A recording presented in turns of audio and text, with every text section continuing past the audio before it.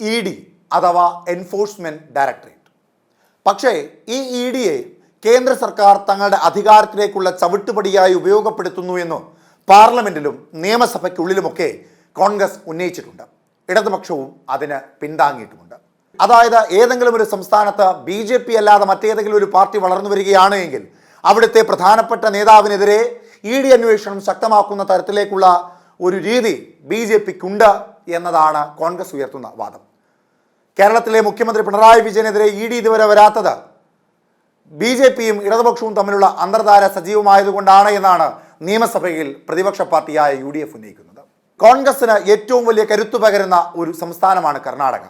സിദ്ധരാമയ്യയുടെയും DK ശിവകുമാറിൻ്റെയും ഒക്കെ ഒത്തുചേർന്നുള്ള പ്രവർത്തനത്തിൻ്റെ ഫലമായി കർണാടകയിൽ അധികാരത്തിലെത്തിയ കോൺഗ്രസ് അങ്ങനെ തലയുയർത്തി നിൽക്കുകയാണ്. അവിടെയും ഇടപെട്ടു ED. അങ്ങനെ കോൺഗ്രസോ അല്ലെങ്കിൽ മറ്റേതെങ്കിലും പാർട്ടികളോ ഭരിക്കുന്ന സംസ്ഥാനങ്ങളിലെല്ലാം ED കയറി ഇറങ്ങി നിരങ്ങുകയാണ്. അവിടെയാണ് പ്രതിപക്ഷ നേതാക്കന്മാർ ഉന്നയിക്കുന്ന ഏറ്റവും പ്രധാനപ്പെട്ട ഒരു കാര്യം, പ്രധാനമായും കോൺഗ്രസ്. ഇപ്പോൾ അതേ EDയുടെ രണ്ട് മുഖങ്ങൾ വ്യക്തമാക്കുകയാണ് കോൺഗ്രസ്.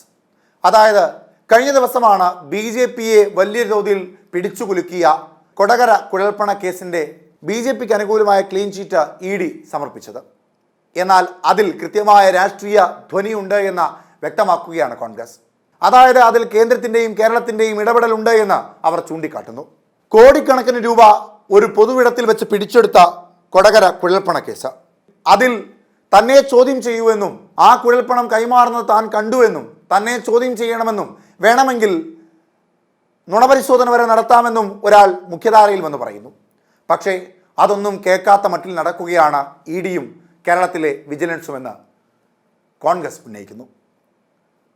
അദ്ദേഹത്തിൻ്റെ നുണപരിശോധന നടത്തിയാൽ ഒരുപക്ഷെ EDയുടെ കണ്ടെത്തൽ, EDയുടെ ക്ലീൻ ഷീറ്റ് തെറ്റാണെന്ന് ബോധ്യപ്പെടും എന്ന ഭയമാണ് കേന്ദ്ര ഏജൻസിക്ക് അല്ലെങ്കിൽ BJPക്ക് കുടപിടിക്കുന്ന CPMന് എന്ന വാദമാണ് കോൺഗ്രസ് ഉയർത്തുന്നത്. എന്നാൽ മറുഭാഗത്ത് തൃപ്പൂണിത്തുറയിലെ MLA ആയ K ബാബുവിനെതിരെ അനധികൃത സ്വത്ത് സമ്പാദനത്തിൻ്റെ പേരിൽ ED ഇപ്പോൾ കുറ്റപത്രം സമർപ്പിച്ചിരിക്കുകയാണ്.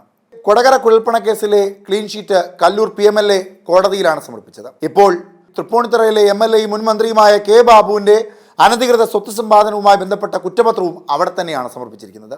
25.82 ലക്ഷത്തിൻ്റെ സ്വത്തുക്കളാണ് ED കണ്ടെടുത്തിരിക്കുന്നത്. ഇത്തരത്തിൽ തന്നെയാണ് കർണാടകയിൽ നടന്നത്.